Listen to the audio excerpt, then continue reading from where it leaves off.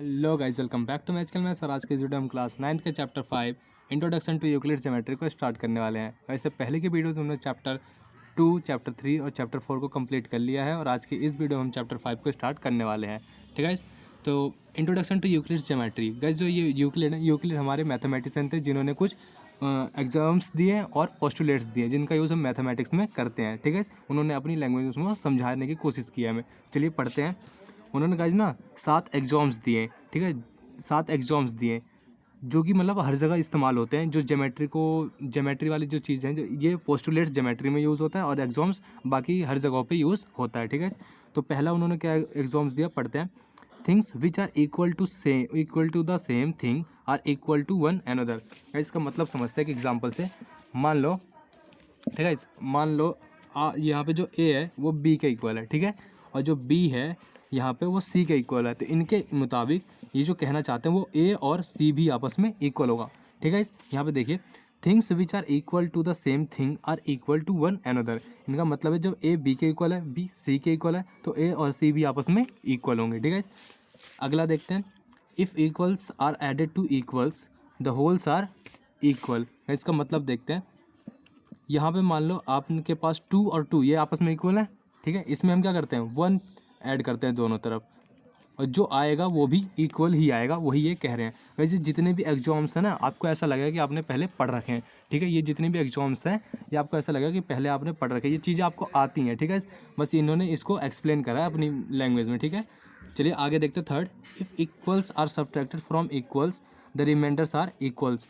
देखिए गाइस, यहाँ पे हमने ऐड करा था, उसमें अब क्या करना है, सब्ट्रैक्ट करना है।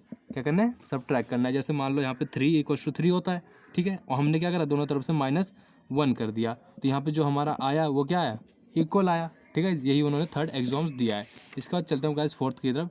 Things which coincide with one another are equal to one another. ठीक है, यहाँ पे देखिए, मान लो हमारे पास एक सर्कल है। ठीक है, ये हमारे पास एक सर्कल है, हमारे पास ये दूसरा सर्कल है। ठीक है, इसकी इन दोनों की अगर आपस में रेडियस इक्वल है, ठीक है, इन दोनों से अगर रेडियस इक्वल है तो ये दोनों आपस में क्या होंगे, इक्वल होंगे। ठीक है, अगला देखते हैं। The whole is greater than the part. इसको गाइस एक एग्जांपल समझते हैं। मान लो आपके पास ना एक रोटी है। ठीक है, और ये एक रोटी का टुकड़ा है इसी का। ठीक है, ये रोटी का एक टुकड़ा है। तो बताइए ये बड़ा है या ये बड़ा है, ये रोटी का ये टुकड़ा बड़ा है या फिर ये रोटी बड़ी है। तो गाइस ऑलवेज रोटी बड़ी है, यानी कि ये होल जो है, पूरा होल ये पार्ट से बड़ा है, ये रोटी के पार्ट से बड़ा है। ठीक है, तो ये आपका क्या है, फिफ्थ है। ठीक है, उसके बाद सिक्स पे चलते हैं।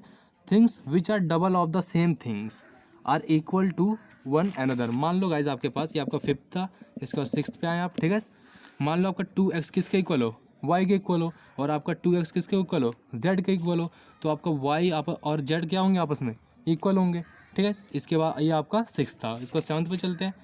Things which are halves of the same thing are equal to one another. ठीक है, यहाँ पे आपने डबल करा था और आपके साथ में क्या कह रही है, आप साथ में वाला क्या कह रहा है, x/2 अगर y के इक्वल है और x/2 अगर z के इक्वल है, तो y और z आपस में क्या है, इक्वल है। यहाँ पे बस क्या कर दिया, हाफ, वहाँ पे क्या था, डबल, यहाँ हाफ। ठीक है, तो ये 7 एग्जाम्स थे जो उन्होंने दिए थे यूक्लिड्स ने। ठीक है गाइस, इसके बाद उन्होंने 5 पोस्टुलेट्स दिए हैं। ठीक है, उसे पढ़ लेते हैं हम गाइस।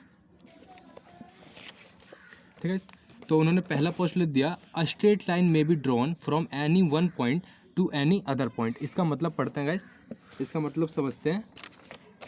पोस्टुलेट हमारा फर्स्ट।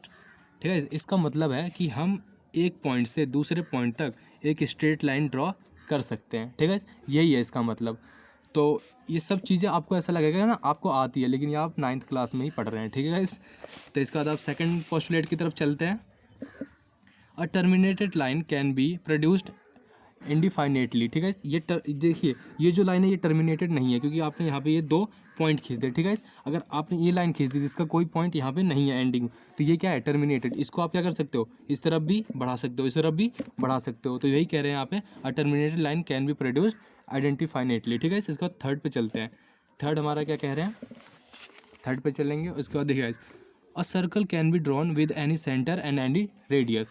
एक सर्कल को हम एक सेंटर और एक रेडियस की मदद से ड्रॉ कर सकते हैं। ये हमारा सेंटर, ये हमने बना दी रेडियस, और ये हमने क्या करा, ये ड्रॉ कर दिया। ठीक है, तो हम एक सर्कल को एक सेंटर से और एक रेडियस से ड्रॉ कर सकते हैं। ठीक है, ये हमारा थर्ड पोस्टुलेट था।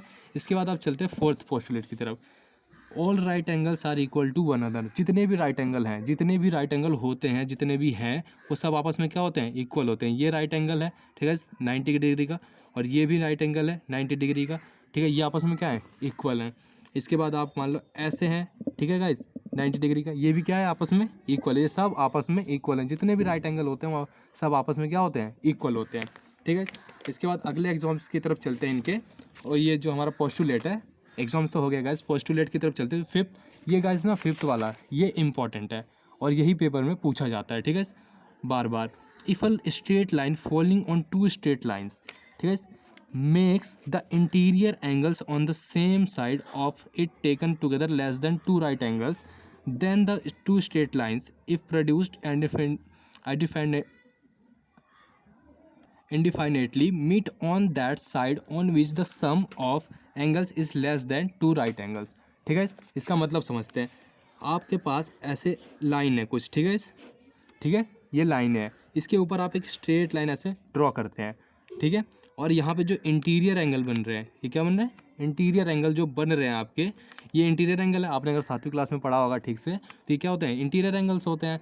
तो इन दोनों का सम अगर 180 से कम आता है, मान लो इन दोनों का सम क्या आया, 180 से कम आया, 180 से कम आया। ठीक है, इन दोनों का सम क्या आया, 180 से कम आया।